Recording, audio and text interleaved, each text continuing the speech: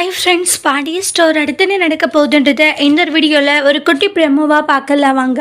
இங்கே ராஜி வந்து கன்சீவாக இருக்காங்கன்னு சொல்லிட்டு கதிர் ரொம்ப சந்தோஷப்படுறாங்க. உடனே ராஜி இருந்துட்டு, இங்கே பாரு கதிர், அவ்வளோலாம் நீ சந்தோஷப்படாதுன்றாங்க. ஏன் ராஜி அப்படி சொல்லிட்டு இருக்கன்றாங்க. எனக்கு என்னவோ வந்து ஒரு மாதிரி சந்தேகமாக இருக்குது, நீ வாங்கிட்டு வான்னு மட்டும்தான் சொன்னேன், நீ என்னடனா உடனே வந்து எல்லாம் வாங்கிட்டு வரேன்னு சொல்லிட்டு இருக்க, நீ வாங்கிட்டு வா, செக் பண்ணி பார்த்துட்டு எதுவாக இருந்தாலும் பிளான் பண்ணிக்கலான்றாங்க. அவசரப்பட்டு நம்ம வந்து ஆசைகளை வளர்த்துக்கிட்டோம், அதுக்கப்புறம் அது தப்பா போயிடும்ன்றாங்க. அப்புறம் நான் கன்சீவ் ஆகலைன்னு உனக்கும் கஷ்டம் எனக்கும் கஷ்டம், அதனால தான் நான் யோசிச்சு சொல்லிட்டு இருக்கான்றாங்க. அதனால தேவையில்லாம ஆசைகள் எதுவும் வேண்டாம், சரியா?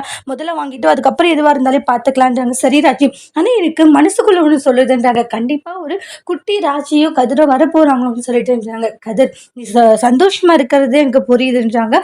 ஆனா அதுக்கப்புறம் அது சந்தோஷம் இல்லைன்னு தெரிய வரும்போது ரொம்ப கஷ்டமாயிடும் இல்லையா? அதனால ஓவரா நம்ம ஆசையை வளர்த்துக்க வேண்டான்றாங்க. கொஞ்சம் பொறுமையாரு, நம்ம கிட்ட வாங்கிட்டு வந்து செக் பண்ணி பார்த்துட்டு அதுக்கப்புறம் எதுவாக இருந்தாலும் பிளான் பண்ணிக்கலான்றாங்க.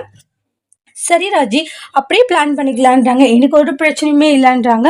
நம்ம பிளான் பண்ணிவிட்டு அதுக்கப்புறம் எதுவாக இருந்தாலும் முடிவு எடுத்துக்கலாம் அப்படின்னு சொல்லி பேசிகிட்டு இருக்காங்க. இங்கே ராஜி வந்து ஒரு மாதிரி பதட்டத்தோடையே இருக்காங்க. அது வாங்கிட்டு வந்து செக் பண்ணி பார்த்தா என்ன ரிசல்ட் வரும், நெகட்டிவ் வருமா பாசிட்டிவ் வருமா, இந்த மாதிரி பல விஷயங்களையும் யோசிச்சுட்டு இருக்காங்க. கதிருமே வாங்க போகும்போது ஒரு மாதிரியான சந்தோஷம் இருக்குது அவங்களுக்குள்ள.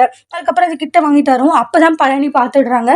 என்ன இவன் என்ன வாங்கிட்டு போகிறான்ட்டு போய் அங்கே விசாரிக்கும் போது இந்த மாதிரி கிட்ட வாங்கிட்டு போகிறாங்கன்னு. அப்போ வந்து பழனி வந்து வேறு மாதிரி நினச்சிக்கிறாங்க. ஓ, அப்போ ராஜி கன்சீவா இருக்கா, இந்த விஷயத்த யாருக்கும் சொல்லியிருக்க மாட்டாங்களோ அப்படின்ற மாதிரி பழனி வேற மாதிரி யோசிக்க ஆரம்பிச்சுறாங்க. அதுக்கு அடுத்ததாக நம்மளுடைய பழனி இதை போய் வீட்டில் சொன்னால் எல்லாம் சந்தோஷப்படுவாங்கட்டு வீட்டுக்கு கிளம்பி வராங்க. அதோட இந்த ப்ரெமோ முடிச்சிருக்காங்க. இனி வரக்கூடிய எபிசோடில் இந்த மாதிரி ஒரு டோஸ்ட் வர போதுட்டு வெயிட் பண்ணி பார்க்கலாம். தேங்க்யூ.